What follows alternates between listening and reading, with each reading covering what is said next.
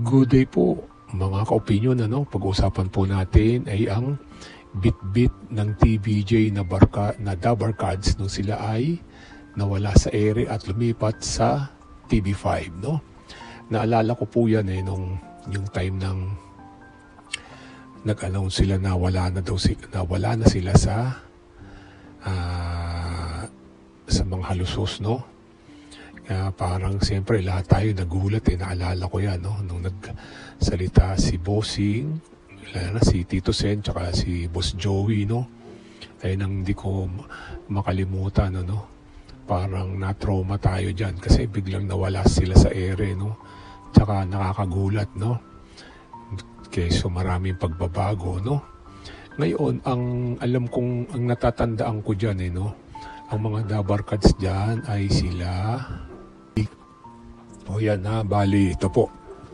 Ang alam kong ang bit-bit nila dyan ay si Sir Alan Kay, si Mr. Ryan Agoncillo, Main Mendoza, Raisa, ayan, Tapos si Mr. Jose Manalo, tapos si Mr. Wally Bayola and Paulo Ballesteros, Ayan ang alam kong yung latest lineup yung mga latest lineup na Dabar Cards Ngayon talagang maraming kondisyon na may mga aalisin.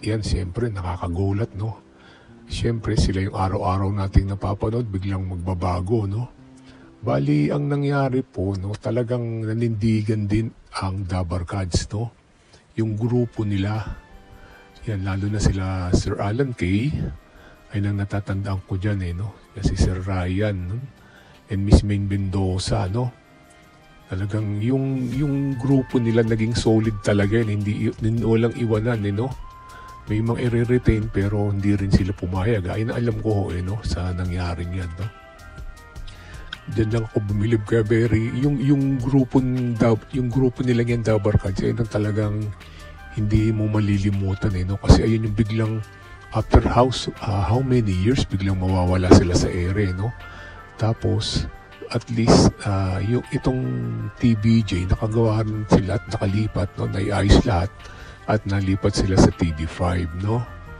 Kailangan maganda kasi para sa akin itong napag-uusap ito yung masasabi ko yung grupo nilang yan yung mga Dabar Cards na yan ay yung talagang hindi natin makakalimutan ng lineup na yan talagang sama-sama sila hindi sila nag-iwanan, hindi nagkanya-kanya, walang nag-ambisyon. Solid talaga sila. Kung sino yung grupo na nasa Channel 7, ayun, sila pa rin yung magkakasama na nalipat dito sa TV5, Ngayon, naalala ko pa itong si Karen, alam ko bago-bago pa ito Kita nyo, kasama pa rin nila, Yan. Kita nyo, imaginein mo na bago yan. Talagang kasama pa rin siya, si Karen, Yan talagang di natin makakalimutan yung batch nilang yan, yung mga Dabar Cards na yan. Sama-sama sila forever. Kaya doon ako natutuwa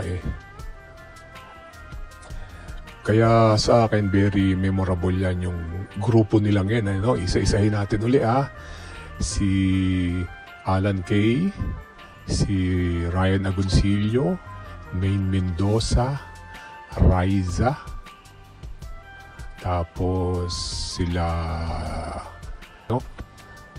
ang tatlo ang isang ayun ang tatlong hindi pa natin makakalimutan mga haligi rin si Mr. Jose Manalo, Wally Bayola and Mr. Paulo Ballesteros yan tas si Karen alam ko yan bago pa siya na during that time may bago-bago ay natatandaan ko kaya very memorable yung Dabar Cards na yan Opo kaya yan yung batch ng Dabar Cards na walang iwanan naging solid po sila walang nag-ambisyon na tumiwalag yan po kahit inooperan talagang solid pa rin po kaya binabati ko po yung batch na yan mga Dabar Cards na yan very memorable po sila okay hanggang dito na lang po ay bali ito po ang masasabi ko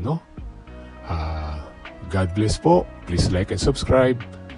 Mabuhay Pilipinas.